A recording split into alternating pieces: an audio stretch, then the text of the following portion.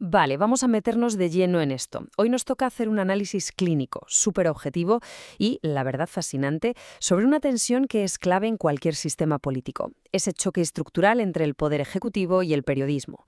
Para entenderlo bien, vamos a diseccionar como caso de estudio los hechos recientes en Argentina con la presidencia de Javier Milei.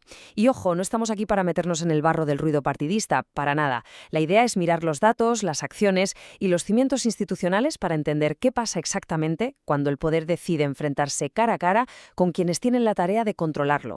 Para que veáis por dónde vamos a ir, este es nuestro recorrido de hoy. Primero, analizaremos ese choque directo con la prensa. Segundo, veremos cómo esto es, en realidad, un patrón histórico que se repite. Tercero, repasaremos cuál es el límite constitucional.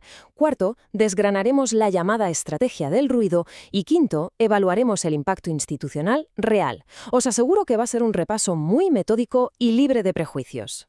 Así que empezamos por el principio. Punto número 1, el choque con la prensa y los hechos más recientes en la Casa Rosada. A ver, pongámonos en contexto y vayamos a los hechos concretos. Abril de 2026. El gobierno toma una decisión que no tiene precedentes en la actual etapa democrática. Cierran el acceso a la sala de prensa de la Casa Rosada. Hablamos de que se bloquearon de golpe las acreditaciones de más de 60 periodistas. La justificación oficial que dieron fue por motivos de seguridad nacional. Luego es verdad que tras un montón de críticas institucionales se hizo una reapertura parcial. Pero bueno, cronológicamente estos son los hechos y marcan un punto de inflexión brutal porque suponen una restricción física al acceso a la información del gobierno. Pero claro, la cosa no se queda solo en cerrar una puerta. El ataque va mucho más allá y entra en un terreno discursivo bastante agresivo. Estamos hablando del uso de insultos directos con palabras muy concretas como chorros, ensobrados o basuras.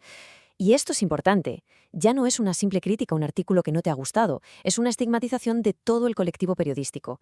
Además, el campo de batalla principal para lanzar estos ataques son, sin duda, las redes sociales. Vamos, que no es un cabreo puntual, es un método de comunicación constante y premeditado. Y esto nos lleva directamente a nuestra segunda sección, un patrón histórico repetido, la historia del poder en tensión.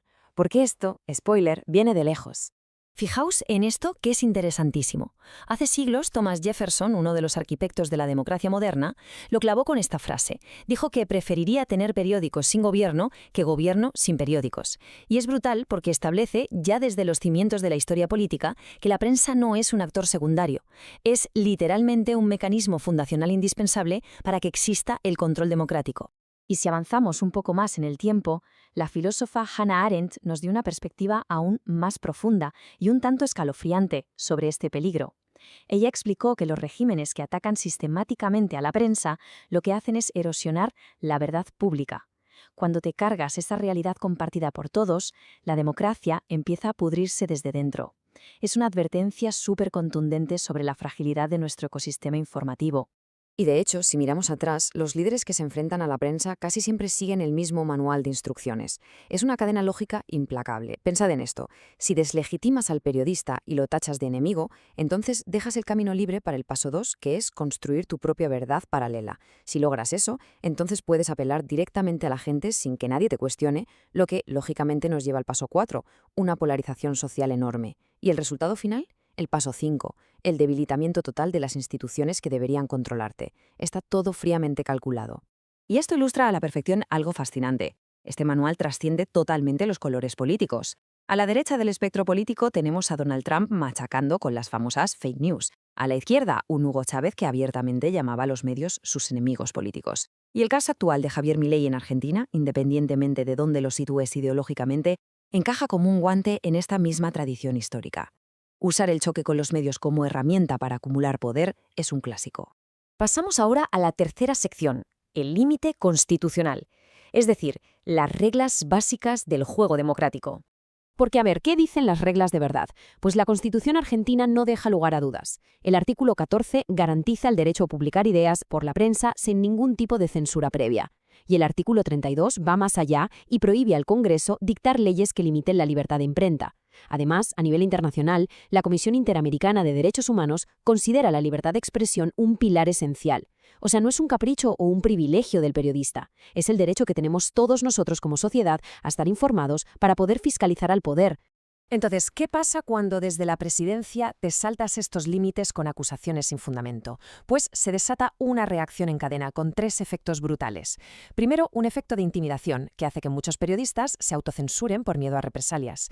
Segundo, un efecto disciplinador, que básicamente es un aviso navegantes para todo el sistema de medios. Y tercero, y cuidado porque este es el más tóxico, un efecto social tremendo, porque cuando el discurso de odio viene del máximo líder, se acaba legitimando que cualquiera pueda agredir a la prensa en su día a día.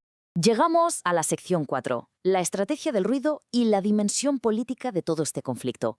Y lo que resulta verdaderamente interesante aquí es ver cómo esto no es solo una rabieta, es una estrategia milimétrica. Fijaos en las funciones. Levantar una cortina de humo sirve directamente para apartar de la agenda temas incómodos, como podría ser, no sé, una crisis económica. Al mismo tiempo, convertir al periodismo en el enemigo le viene genial para sustituir a viejos fantasmas, como era la idea de la casta. Todo este jaleo cohesiona el núcleo duro de sus votantes, refuerza su identidad y al final del día le otorga el dominio narrativo. Es él quien impone de qué vamos a discutir en la calle o en el bar. Y así llegamos a nuestra última sección, la quinta, el impacto institucional y qué consecuencias tiene esto para la democracia. Si vamos a los datos objetivos, el impacto está ahí y es innegable. Los medidores internacionales ya están reflejando un deterioro sistémico de la libertad de prensa y se ha notado un bajón súper significativo en los rankings.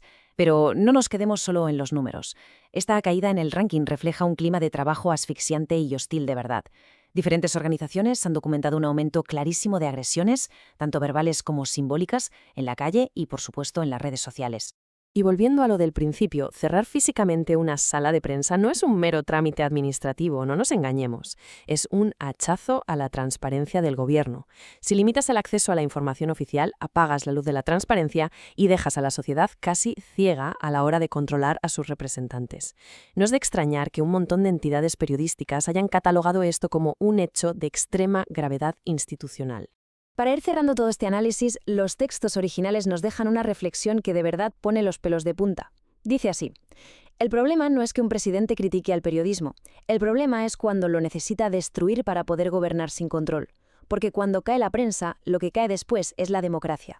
Creo que esto resume a la perfección el peligro de cambiar las reglas del juego y tratar a quienes te vigilan como si fueran enemigos del Estado.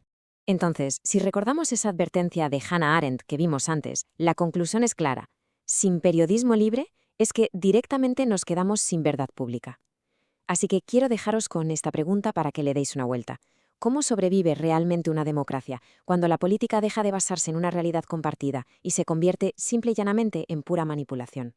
Ha sido un gustazo compartir este rato desenredando toda esta información con vosotros. Hasta la próxima.